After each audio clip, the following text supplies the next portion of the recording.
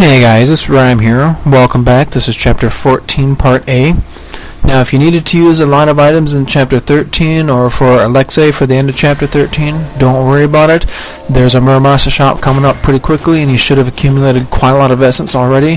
Now, I'm going back here to kind of show you can actually shoot Sonya and kill her, and it'll kind of an Easter egg will give you game over.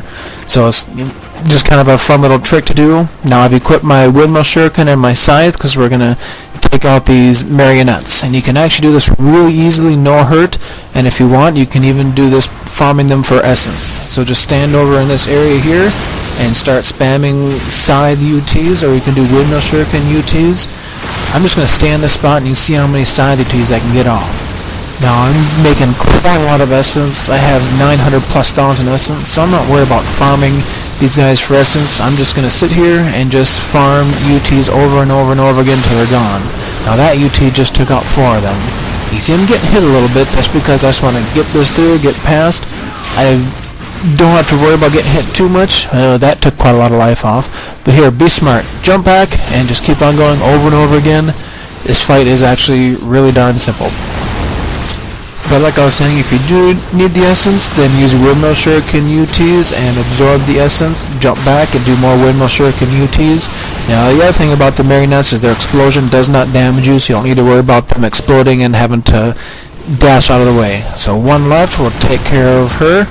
Yep, looks like we need a couple more UTs to take care of her. Him or her, I don't know which one they are. In general, doesn't really matter, so I have to kill little fuckers as quick as I possibly can. Okay, this should be the last one. Goodbye.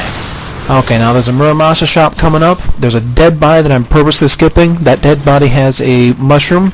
And what I'm going to do is I'm just going to go right to this next fight. And this fight's all about Nimpo spammage. So get it to spawn. We're going to spam Nimpo and scythe UTs just like we did for Chapter 13.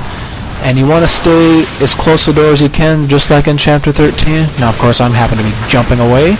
And that UT did absolutely nothing. But like I said, you want to stand near the doors as much as possible. That makes it much more difficult for them to circle you. And I'm not following my own advice just because I'm being stubborn and probably being an idiot. But all you have to do is spam scythe UTs and Inferno Nimpo. Now if you're like me, I have so much essence I can just replace every single one of my items probably 9 times over and still be good. So right now I'm not caring about defeating them with style. I hate this enemy. Not my favorite enemy to fight, so I'm just going to go ahead and spam the hell out of items. Fortunately, I don't need to use any healing items. It's just going to be Nimpo and scythe UTs. Okay, this guy's gone. There's 2 dead bodies here. The one on to your left is going to be a dead body full of arrows. The one to your right is going to be a dead body with another mushroom. So you can see I've put in 3 mushrooms. I'm going to collect 2 of them, and then I'm going to buy the other mushroom at... There we go. Now I'm maxed out. I'm going to go collect the other one from the marionette fight, and then I'm going to go restock at Muramasa right here. Now I've restocked minus 1 devil mushroom. I'm going to go fill up my last devil mushroom with this dead body right here. Now we're going to go save. And right now my items are still maxed out. I still have a buttload of essence. Like I said, I'm going to end this game with over 900,000 essence, and that's 900,000 essence that was essentially wasted by me being a stubborn jackass and not wanting to use items. And in some cases I went item spamming, especially for the Test of Valor, but I could have done a lot more by using items. Master Ninja has so many essence, it's unbelievable. Okay, let me clarify that real quick. The first 2 chapters are stingy as hell in essence, and that just sucks ass, but after that, the essence becomes much more plentiful. So I've jumped into the blood to get the eels to spawn, and I would like to welcome you to the worst fucking fight in the entire game. This is the dumbest fight design I have ever seen. It's just pathetic. You can jump in, you try to fight him with any melee projectile weapon, unless you find a glitch, which I know a couple hiding spot glitches. Unless you glitch it, you're going to get hit. And you're going to get hit and tossed, and they're going to catch you in midair, and they're going to just start chaining tosses on you. It's absolutely fucking pathetic. I cannot stand these goddamn water fights. So here's what I'm going to do. I'm going to stand up here and cheat my way through it. Scythe UTs. Okay, here's the rules of scythe UTs. The scythe UT has to hit them, which means they have to be right under your scythe because it'll dip underwater just a little bit, or they have to be jumping up in air for the shockwaves to hit them. So what I do is I wait for them to get close, and if they're right under me, I'll release the scythe UT, or if they're in air, I'll release the scythe UT. Now, the only nice thing about this fight is you can get a huge amount of essence. Each one of these guys gives up probably almost 3,000 essence per fish, which means there's roughly around 20 fish in here, which means you can get 60 plus thousand in essence. And I'm actually going to max out my essence by doing this fight, and then I'm going to use that essence again to restock during the boss gauntlets.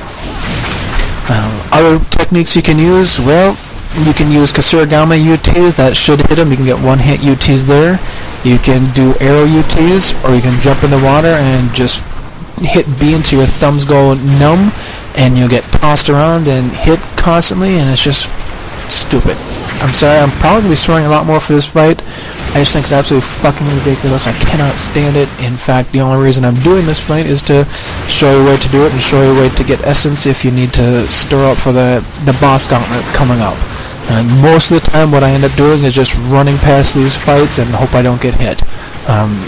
There's not much to this fight. The side UT will not take you into the water. You just sit here and wait for them to get close and release. That's all there is to it.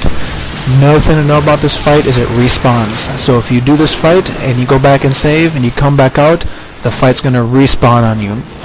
So that's good and bad. It's good because if you need essence, you can seriously spam side UTs and get enough essence to max out your essence completely. If you have that much patience, which I don't. This fight looks like it took me roughly 20 minutes to do this fight. Actually 25 minutes to do this fight just by using scythe UTs. You can also just do scythe attacks. Some of the scythe attacks will dip down into the blood and will hit them, but that'll take for fucking ever. And oh good god, I cannot stand this goddamn fight. So what I'm going to do is I'm going to cut out the tedium and let's get more towards the action. Okay, we're on to the next step in this fight. The next step is once you've killed most of the eels right next to you, you gotta jump into the water and you gotta lure the eels towards you. So you jump in the water and they're going to start slowly swimming towards you. Now I'm going to use this as an example. Be very careful. They get a lot closer than you think. If you hit back, you can see how he got really close and he sped up really quickly. When you hit back to go back on the pedestal, you actually go forward a little bit. And here we go. We just get chained. This is just fucking ridiculous. Who designed this crap? That's all it is. It's just crap. I get lucky as hell to get back on the goddamn pedestal without losing all of my life.